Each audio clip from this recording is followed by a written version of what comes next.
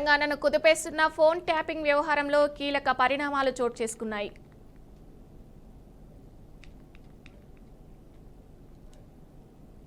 TPCC అధ్యక్షుడు మహేష్ కుమార్ గౌడ్ సంచలన ఆరోపణలు చేశారు. మాజీ ముఖ్యమంత్రి కేసీఆర్, మాజీ మంత్రి కేటీఆర్లకు తెలియకుండా ఫోన్ ట్యాపింగ్ జరగడం అసాధ్యమని ఆయన స్పష్టం చేశారు.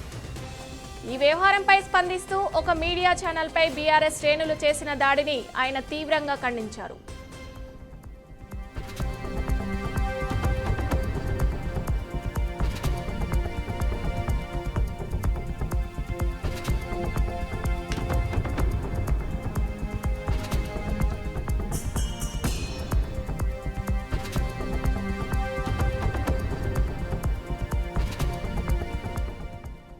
వివిధ వర్గాల ఫోన్లను ట్యాప్ చేయడంపై మహేష్ కుమార్ గౌడ్ తీవ్ర ఆగ్రహం వ్యక్తం చేశారు. రాజకీయ నేతలే లక్ష్యమైతే వారి కుటుంబ సభ్యులైన మహిళల ఫోన్లను ఎందుకు ట్యాప్ చేశారు అని ఆయన సూటిగా ప్రశ్నించారు. కేవలం రాజకీయ ప్రత్యర్థులే కాకుండా సినీ తారలు, న్యాయమూర్తులు, మహిళా అధికారుల ఫోన్లను కూడా ట్యాప్ చేశారని ఆయన ఆరోపించారు. ఈ చర్యల వల్ల ఎంతో మంది కుటుంబాల్లో లేనిపోని చిచ్చు పెట్టారని ఆయన ఆవేదన వ్యక్తం చేశారు. సినీ ప్రముఖుల వ్యక్తిగత సంభాషణలను దొంగచాటుగా వినాల్సిన అవసరం ఏమొచ్చిందని నిలదీశారు.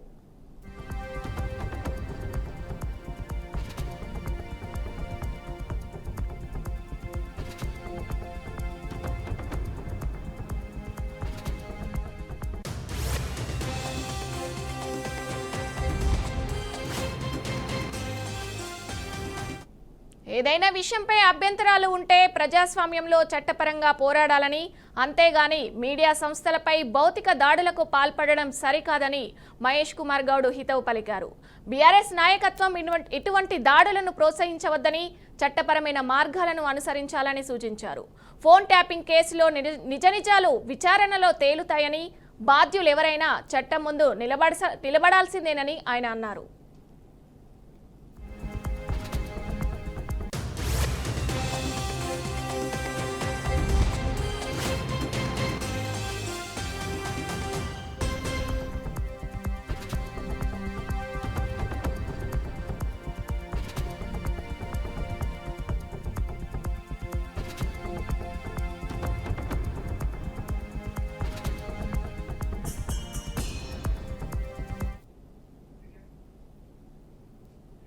సంగారెడ్డి జిల్లా సిర్గాపూర్ మండలంలో అమానుష ఘటన వెలుగు చూసింది. ఓ అన్నదమ్ముల మధ్య చెలరేగిన భూ వివాదం నిండు ప్రాణాన్ని బలితీసింది.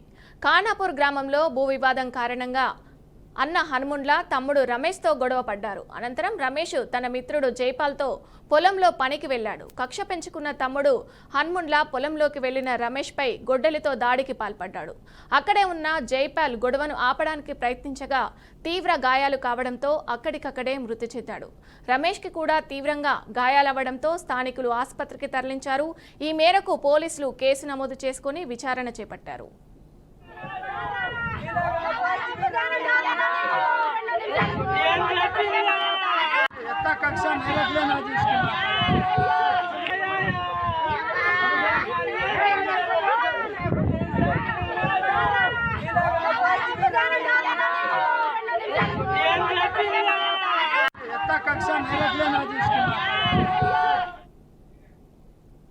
తిరుమలలో షాకింగ్ ఘటన జరిగింది. ప్రయాణికులతో వెళ్తున్న కారులో ఒక్కసారిగా అగ్ని ప్రమాదం జరిగింది.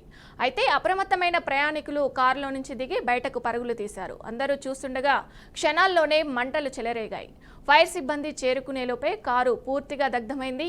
ఈ ఘటనతో రోడ్డుపై భారీగా ట్రాఫిక్ జామ్ అయింది. విషయం తెలుసుకున్న పోలీసులు కారు శిథిలాలను పక్కకు తీశారు. ఘటనపై పోలీసులు కేసు నమోదు చేసి దర్యాప్తు చేపట్టారు.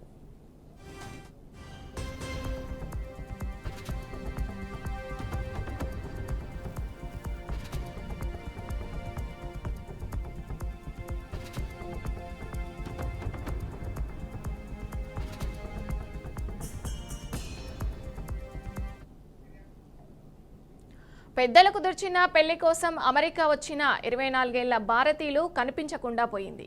ఈ ఘటన న్యూ జెర్సీలో జరిగింది. సదరు మహిళను సీమ్రాన్గా పోలీసులు గుర్తించారు. సీసీ ఫుటేజీలో తన ఫోన్ చెక్ చేసుకుంటూ ఎవరి కోసమో ఎదురు చూస్తున్నట్టు సీమ్రాన్ కనిపించిందని అధికారులు తెలిపారు. కనిపించకుండా పోవడానికి ముందు సీమ్రాన్ ఏమాత్రం ఆందోళనలో కనిపించలేదని చెప్పారు. జూన్ 20వ తేదీన భారత్ నుంచి యుఎస్కి సీమ్రాన్ వచ్చింది. 5 అడుగుల 4 అంగుళాల ఎత్తు ఆమె, 68 కేజీల బరువు ఉంటుందని, నుదుటి మీద చిన్న గాయం మచ్చ ఉందని పోలీసులు తెలియజేశారు. అసలు సీమ్రాన్ పెళ్లి కోసమే యుఎస్కి వచ్చిందా అనే అనుమానాలు కూడా అధికారులు వ్యక్తం చేస్తున్నారు. ఆమెకు కనీసం ఇంగ్లీష్ మాట్లాడడం కూడా రాదని, యుఎస్లో ఆమెకు తెలిసిన వాళ్ళు కూడా ఎవరూ లేరని వాళ్ళు చెప్తున్నారు. ఆమె ఫోన్ కూడా కేవలం వైఫైతో మాత్రమే పనిచేస్తుందని, దీంతో ఆ మొబైల్ను కూడా ట్రేస్ చేయలేకపోతున్నామని పేర్కొన్నారు. భారత్లో ఆమె కుటుంబాన్ని సంప్రదించేందుకు చేసిన ప్రయత్నాలన్నీ విఫలమయ్యాయని తెలియజేశారు.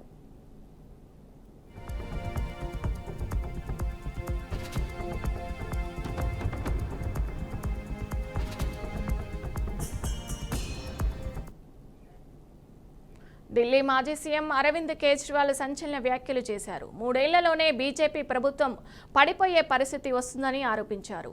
ఈ రోజు జంతర్ మంతర్లో నిర్వహించిన సభలో బీజేపీ ప్రభుత్వాన్ని తీవ్రంగా విమర్శించారు. ఢిల్లీ బీజేపీ ప్రభుత్వం జవహర్ జుగ్గి వాహన్ మకాన్ అనే హామీని విస్మరించిందని విమర్శించారు. అధికారంలోకి వచ్చిన కొద్ది నెలల్లోనే పేదల గుడిసెలు బుల్డోజర్లతో కూల్చివేస్తుందని ఆరోపించారు. బుల్డోజర్లతో పేదల ఇల్లు కూల్చుతూ పోతే ప్రజలు మీకు ఇచ్చిన 5 ఏళ్లు కూడా పరిపాలించలేరని, 3 ఏళ్లలోనే బీజేపీ ప్రభుత్వం పడిపోవలసి వస్తుందని హెచ్చరించారు. ఎన్నికల ముందు తాను చేసిన హెచ్చరికలను ప్రజలు పట్టించుకోలేదని అన్నారు. ప్రధాని మోదీ ఇచ్చిన ఎన్నికల హామీలు అన్నీ ఫేక్ గ్యారంటీలు అయ్యాయని ప్రజలకు అర్థమైపోయిందన్నారు. 3 సంవత్సరాల్లోనే ఢిల్లీలో బీజేపీ ప్రభుత్వం కూలిపోతుందని జోస్యం చెప్పారు.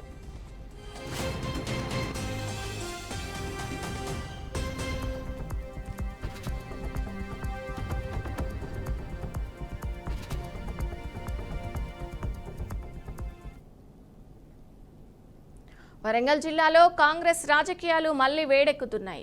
కొండా మురళీ గాంధీ భవన్కి పంపిన లేఖతో కాంగ్రెస్లో రాజకీయ ఉత్కంఠ తారస్థాయికి చేరింది. ఈ నేపథ్యంలో కాంగ్రెస్ ఎమ్మెల్యేలు, ముఖ్య నేతలు మరోసారి హన్మకొండలో సమావేశమయ్యారు. నాయిని రాజేందర్ రెడ్డి క్యాంపు కార్యాలయంలో జరిగిన ఈ భేటీలో కొండా దంపతులు ఈ వ్యాఖ్యలు చేశారు. పార్టీ శ్రేణులపై ప్రభావం, భవిష్యత్తులో తీసుకోవాల్సిన నిర్ణయాలపై చర్చించారు. కొండ మురళి పిచ్చి పిచ్చిగా మాట్లాడితే ఊరుకోం, ఆయన పార్టీని అనుసరించని వ్యవహారానికి క్రమశిక్షణ కమిటీ చర్యలు తీసుకోవాలని ఎమ్మెల్సీ బస్వరాజు సారయ్య అన్నారు. జూలై 5 వరకు టీపీసీసీ డెడ్లైన్ ఇచ్చిన నేపథ్యంలో అప్పటి వరకు ఆగుతామని, ఆ తర్వాత తాము తమదైన నిర్ణయం తీసుకుంటామని స్పష్టం చేశారు.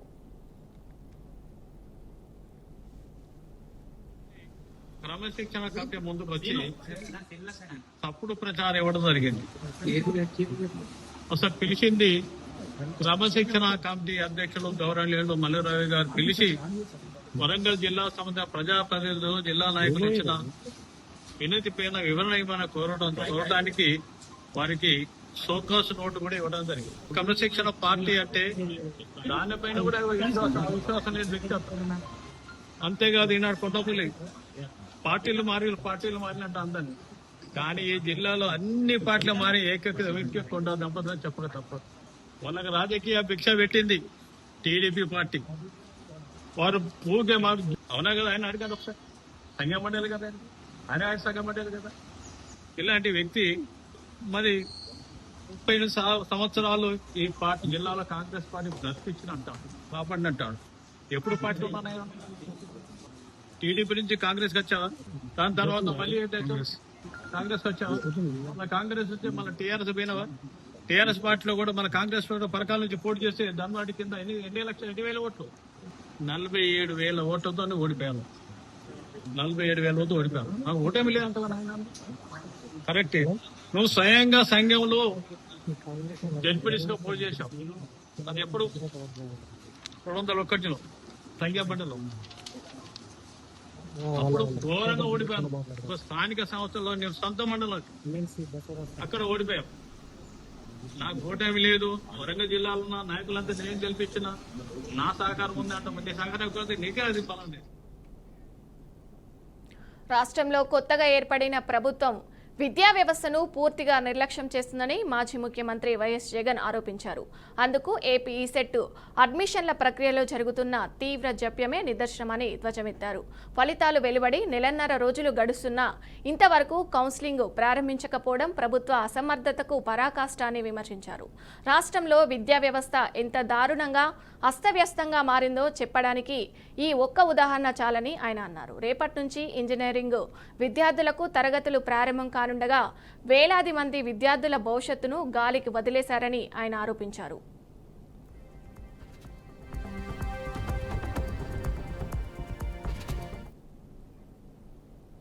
జూబ్లీహిల్స్ పోలీస్ స్టేషన్ వద్ద బీఆర్ఎస్ ఎమ్మెల్యే డాక్టర్ సంజయ్ కీలక వ్యాఖ్యలు చేశారు. బీఆర్ఎస్ కార్యాలయంపై దాడి జరిగిన తమపై హత్యాయత్నం కేసులు బుకాయించడాన్ని తీవ్రంగా ఖండించారు. ఇది పూర్తిగా రాజకీయ కుట్ర అని విమర్శించారు. అక్రమ కేసులకు బీఆర్ఎస్ భయపడదని, తమ పార్టీని మరుగున పడేసే ప్రయత్నాలు చేయడం సరికాదని స్పష్టం చేశారు. కుటుంబ సభ్యులను కించపరిచేలా మీడియా కథనాలు రాయడం ఆపాలని హెచ్చరించారు. సీఎం రేవంత్ రెడ్డి వైఖరి వల్లే ఒకరోజు ఆయన కుటుంబ సభ్యులే అతన్ని తిరస్కరించే పరిస్థితి వస్తుందని సంజయ్ తీవ్రంగా స్పందించారు.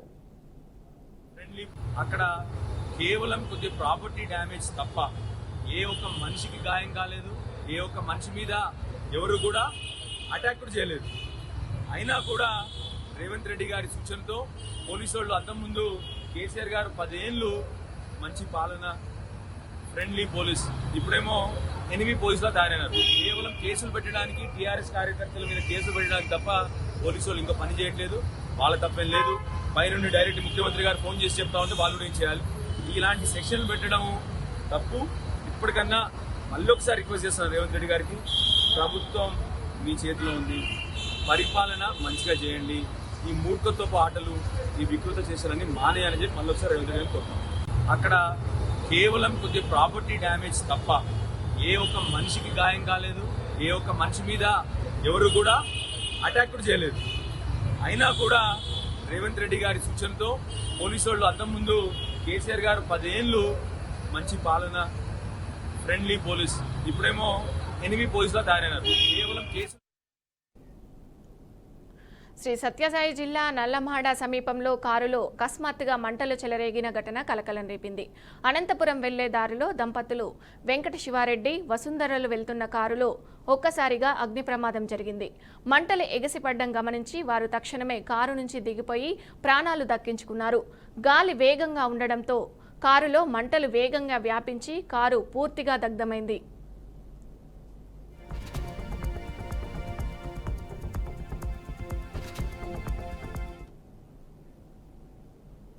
విశాఖపట్నం జిల్లా మధురవాడ మారిక వలస రాజీవ్ గృహకల్ప కాలనీలో మానవత్వాన్ని కలచివేసే ఘటన చోటు చేసుకుంది. చిత్తబుట్టలో నెలలు నిండని పసికందు మృతదేహం లభ్యం కావడంతో స్థానికంగా తీవ్ర కలకలం రేగింది. అభంశుభం తెలియని పసికందును ఇంత కర్కశంగా వదిలి వెళ్లడం ఎంత దారుణమో అంటూ ప్రజలు ఆవేదన వ్యక్తం చేస్తున్నారు. మానవతా విలువలు ఎక్కడికి పోతున్నాయో అంటూ స్థానికులు తీవ్రంగా స్పందిస్తున్నారు. పోలీసులు ఘటనపై కేసు నమోదు చేసి దర్యాప్తు ప్రారంభించారు. పసికందును అలా విసిరిన వారు ఎవరు అనే కోణంలో సీసీటీవీ ఫుటేజీ పరిశీలిస్తూ వివరాలు సేకరిస్తున్నారు.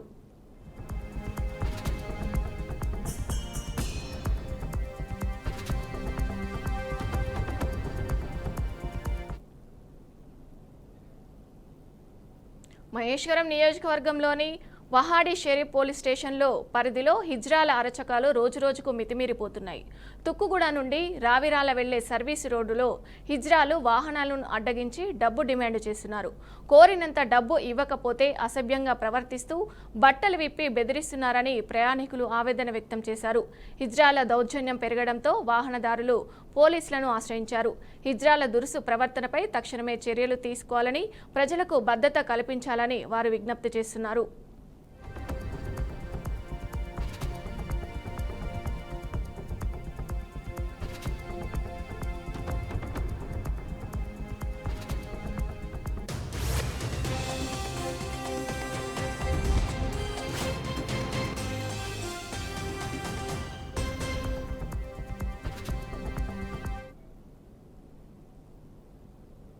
బీహార్కు చెందిన ఆర్జేడీ నేత తేజస్వి యాదవ్ ప్రసంగిస్తుండగా ఓ డ్రోన్ ఆయన మీదకు దూసుకొచ్చింది. ఇది చూసి ఆయన కాస్త షాక్ అయ్యారు. దాని బారి నుంచి తప్పించుకునేందుకు ప్రయత్నించారు. పాట్నాలోని గాంధీ మైదానంలో వక్ఫ్ బచావో సంవిధాన్ బచావో నినాదంతో బహిరంగ సభ జరిగింది. అసెంబ్లీలో ప్రతిపక్ష నాయకుడైన తేజస్వి యాదవ్ ఈ కార్యక్రమంలో పాల్గొన్నారు. ఆయన ప్రసంగిస్తుండగా సభను కవర్ చేసేందుకు ఏర్పాటు చేసిన డ్రోన్ అదుపు తప్పింది. కాగా మాట్లాడుతున్న తేజస్వి యాదవ్ వైపు డ్రోన్ దూసుకువచ్చింది. దీంతో ఆయన అప్రమత్తమయ్యారు. అయితే ఆ డ్రోన్ వేదిక ముందు పడిపోయింది. ఎవరికి ఎలాంటి ప్రమాదం జరగలేదు. భద్రతా సిబ్బంది వెంటనే అప్రమత్తమయ్యారు. ఆ డ్రోన్ను స్వాధీనం చేసుకున్నారు.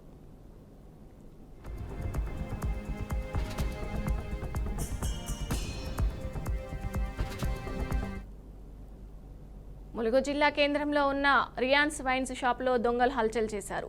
అర్ధరాత్రి 2 గంటల సమయంలో ఇద్దరు వ్యక్తులు షటర్ తాళాలు పగలగొట్టి షాపులోకి ప్రవేశించి దొంగతనానికి పాల్పడ్డారు. షాప్ నుంచి ₹1,00,000 నగదుతో పాటు మద్యం బాటిల్ అపహరించారు. దీంతో షాప్ యజమాని సారంగపాణి పోలీసులకు ఫిర్యాదు చేశారు. సంఘటన స్థలానికి చేరుకున్న పోలీసులు సీసీటీవీ ఫుటేజ్లను పరిశీలించారు. ఫోరెనిక్స్ టీమును సహాయంగా తీసుకుని ఆధారాలు సేకరిస్తున్నారు. దొంగతనానికి పాల్పడిన వ్యక్తులు పూర్తిగా ముఖాలు కప్పుకొని ఉన్నట్లు తెలుస్తుందని పోలీసులు వెల్లడించారు.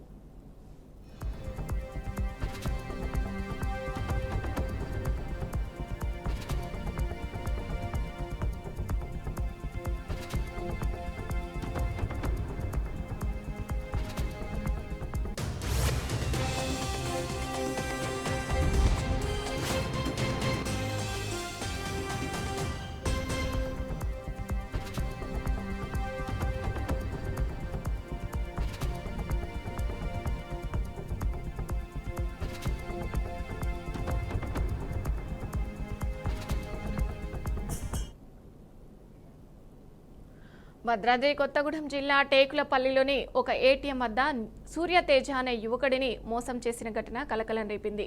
డబ్బులు డ్రా చేస్తూ ఫోన్లో మాట్లాడుతున్న సమయంలో ఇద్దరు గుర్తు తెలియని వ్యక్తులు ఏటీఎంలోకి వచ్చి సాయం చేస్తున్నట్టు నటించి చెల్లుబాటు కాని కార్డును అతనికి చేతిలో పెట్టి అసలైన డెబిట్ కార్డును అపహరించారు. అనంతరం దుండగులు మరో ఏటీఎంలోకి వెళ్లి నగదు డ్రా చేశారు. బాధితుడి ఫిర్యాదు మేరకు పోలీసులు కేసు నమోదు చేసి దర్యాప్తు ప్రారంభించారు. బాధితులకు పోలీసులు అప్రమత్తంగా ఉండాలని సూచిస్తున్నారు.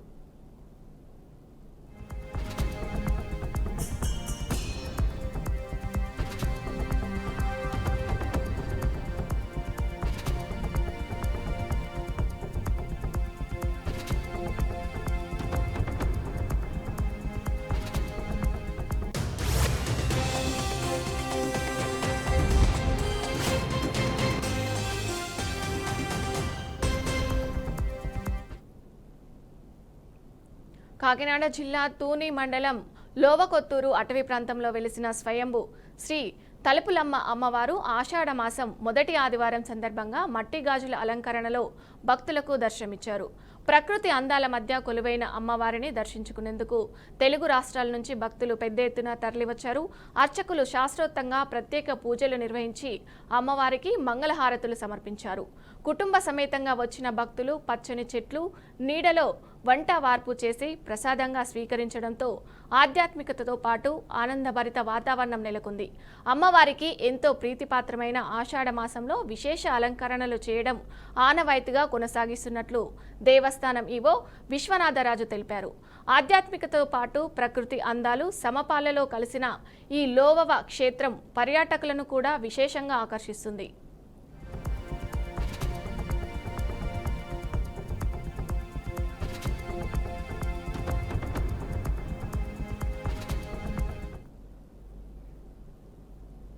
బంగ్లాదేశ్లో తీవ్ర కలకలం రేపిన అత్యాచార ఘటనలో పోలీసులు 5గురిని అరెస్ట్ చేశారు. హిందూ వర్గానికి చెందిన ఒక మహిళపై అత్యాచారానికి పాల్పడడమే కాకుండా ఆ దారుణాన్ని వీడియో తీసి సోషల్ మీడియాలో వ్యాప్తి చేసిన ఆరోపణలపై వీరిని అదుపులోకి తీసుకున్నారు. కోమిల్లా జిల్లాలోని మురాద్ నగర్ పోలీస్ స్టేషన్ పరిధిలోని రామచంద్రపూర్ పట్టకింట సమీపంలో గురువారం ఈ అమానుష ఘటన చోటు చేసుకుంది.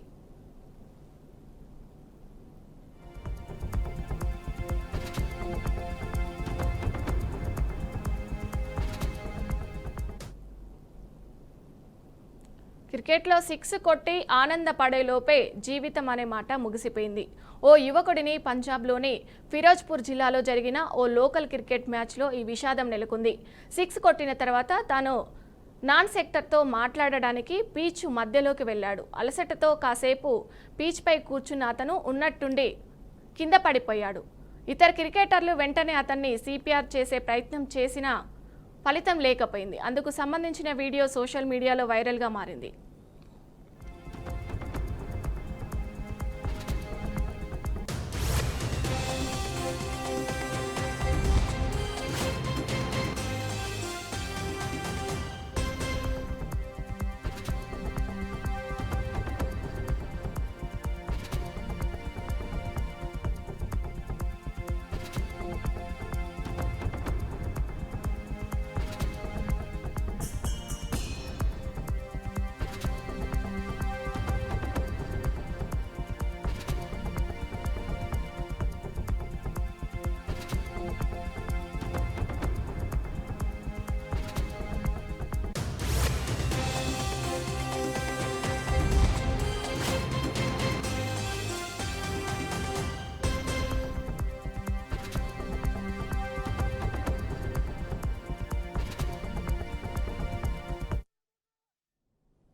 నిజామాబాద్లో ఏర్పాటు చేసిన పసుపు బోర్డు కార్యాలయాన్ని కేంద్ర హోంశాఖ మంత్రి అమిత్ షా ప్రారంభించారు. అనంతరం పసుపు ఉత్పత్తులను పరిశీలించారు. పసుపు పంటకు నిజామాబాద్ క్యాపిటల్ సిటీ అని అమిత్ షా అన్నారు. పసుపు రైతులకు ఇచ్చిన హామీ నెరవేర్చేందుకు నేడు తనకు చాలా సంతోషంగా ఉందని స్పష్టం చేశారు. దేశంలోని పసుపు రైతులందరికీ తన ప్రత్యేక అభినందనలు తెలిపారు.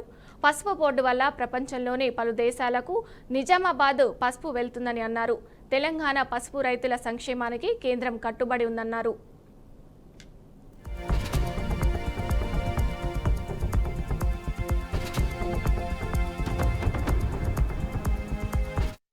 किसान और विशेषकर तेलंगाना के हल्दी के खेती करने वाले सभी किसानों की 40 साल से मांग थी कि राष्ट्रीय हल्दी बोर्ड बनाया जाए। आज मोदी जी ने इसको विधिवत रूप से पूरा करने का काम किया। सबसे पहले मैं सभी किसान भाइयों बहनों को विनती करना चाहता हूं कि एक बार मोदी जी के सम्मान में जोर से ताली बजाकर मोदी जी का स्वागत करिए। आज मुझे बड़ी खुशी हो रही है, तेलंगाना और निजामाबाद में किया था वो वादा आज पूरा हो जाने है और मेरा सौभाग्य है कि हल्दी बोर्ड का उद्घाटन मेरे हाथों हो रहा है। देश भर के हल्दी के किसान ఇవి bulletin updates. Keep watching BRK news Telugu.